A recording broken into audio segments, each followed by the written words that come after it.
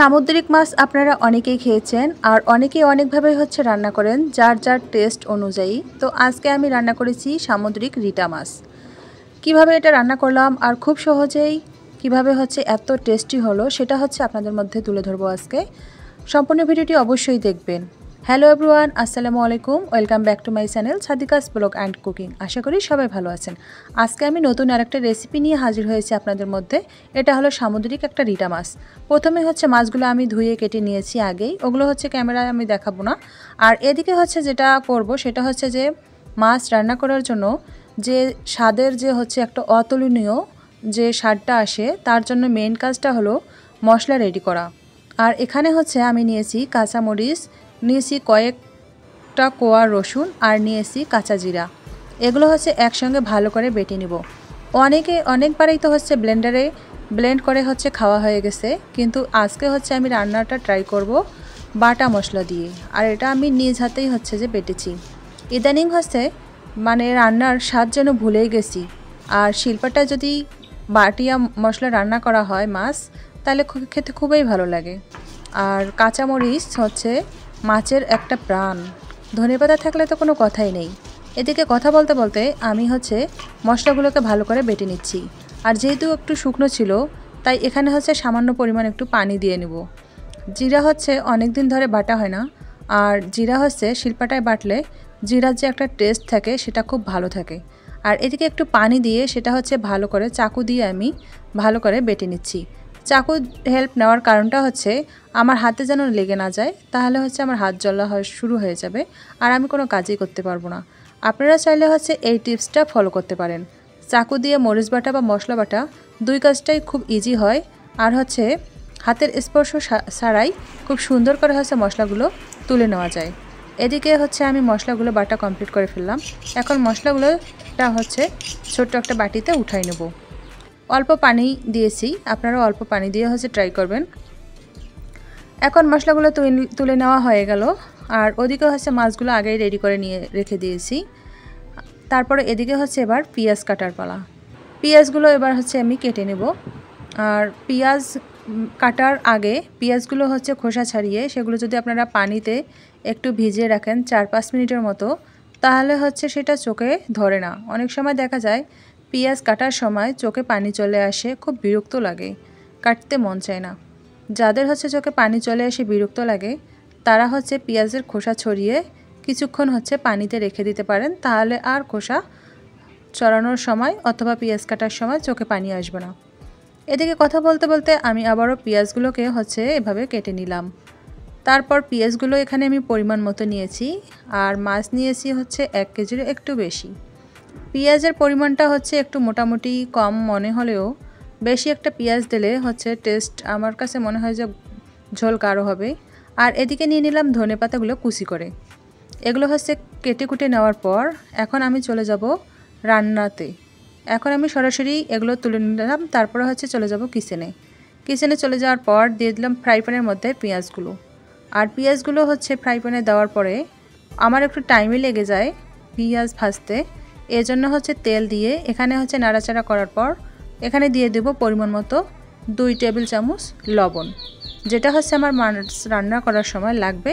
আর যদি আপনারা লবণটা পেঁয়াজ ভাজার সময় দিয়ে দেন, তাহলে দেখবেন যে তাড়াতাড়ি পেঁয়াজটা ভাজা হয়ে যাবে।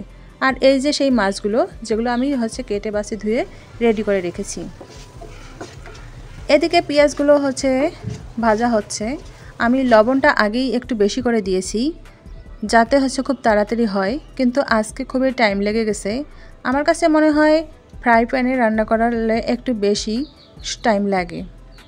তারপর এদিকে পেঁয়াজগুলো আমি ঢেকে দিয়ে আবারও ভেজে নিয়েছিলাম। আর এদিকে একটা পিঙ্ক কালার চলে আসছে।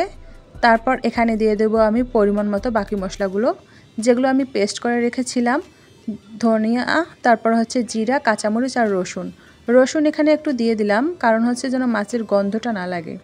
সামুদ্রিক মাছের মধ্যে একটু রসুন দিতে হয়, তবে আমি ইলিশ মাছের মধ্যে রসুন ব্যবহার করি না। এখন এগুলো ভালো করে একটু ভেজে নিচ্ছি। একটু ভেজে নেওয়ার পর এখানে আমি তারপরে বাকি মশলাগুলো দিয়ে দিব। আর এই পর্যায়ে দেখা যাচ্ছে যে যখন হলুদ দিব তখন চুলার ফ্লেমটা যেন একটু মিডিয়ামে থাকে। তারপরে এখানে দিয়ে দিলাম মাছগুলো আমি আগে কোনো তেলে ভাজি নাই, কারণ সামুদ্রিক মাছ আমার কাছে তেলে না ভাজি খেলেই ভালো লাগে। এগুলো হচ্ছে মাংসর মতো মনে হয় যেন কষাচ্ছি। এদিকে হচ্ছে মশলাগুলো ভালো করে ভুনার পর দিয়ে দিলাম মাছগুলো। দিয়ে দেওয়ার পর এগুলো হচ্ছে মিক্সড করে নিলাম। নেওয়ার পর এখানে ভালো করে আমি কষাবো, একটা ঢাকনা দিয়ে 10 মিনিটের মতো কষাবো। তারপর এখানে একটু দিয়ে দিলাম ধনিয়া গুঁড়া, যেগুলো হচ্ছে শুকনো করে আগেই হচ্ছে ধনিয়া আর জিরা গুঁড়ো করে রেখেছিলাম। এখন এটা হচ্ছে ঢেকে দিয়ে 10 মিনিট হচ্ছে একটু জাল করে নিলাম। তারপরে হচ্ছে পানিটা ছেড়ে দিয়েছে, মশলার পানি। মাছের সাথে যে পানিটা ছিল সেটা হচ্ছে একটু মাখালো মাখালো হয়ে গেছে। এখন এটা নেড়ে ছেড়ে তারপর এখানে দিয়ে দেবো 1 গ্লাসের মতো পানি, যেটা হচ্ছে সিদ্ধ হয়ে তারপর সামান্য একটু ঝোল থেকে যাবে। আর রিটা মাছের ঘ্রাণটা এখনই অনেক নাকে লাগছে, অনেকটা খুব সুন্দর। আর হচ্ছে সামুদ্রিক মাছের অন্যরকম একটা স্মেল থাকে, যেটা হচ্ছে সবারই অনেক ভালো লাগে। সামুদ্রিক যে কোনো মাছই আমার কাছে অনেক পছন্দের।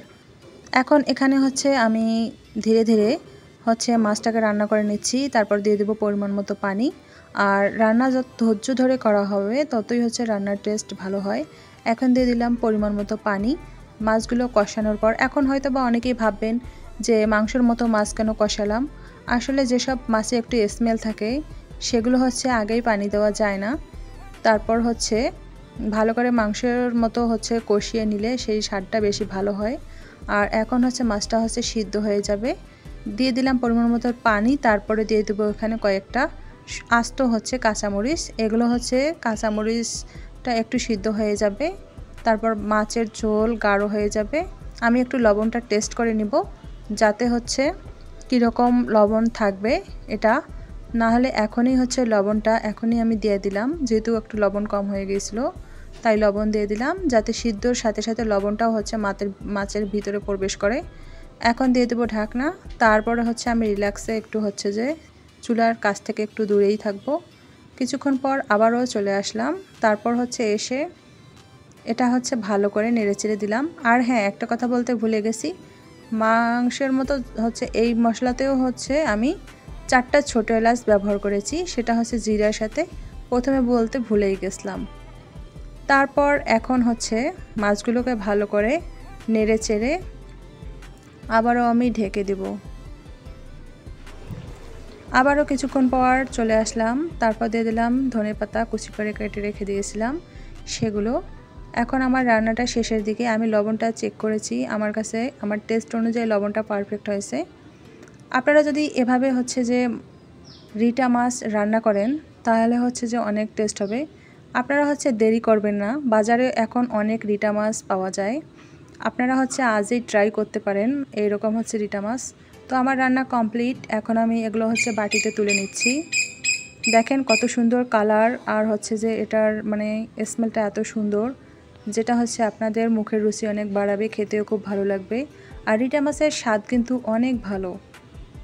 তো আজকের ভিডিওটা এ পর্যন্তই। যারা হচ্ছে ভিডিওটা আমার দেখে ভালো লেগেছে তারা হচ্ছে অবশ্যই লাইক কমেন্ট শেয়ার করবেন, বন্ধুদের মধ্যে শেয়ার করবেন। তো সবাই ভালো থাকেন। আজকের মতো এ পর্যন্তই। আল্লাহ হাফেজ।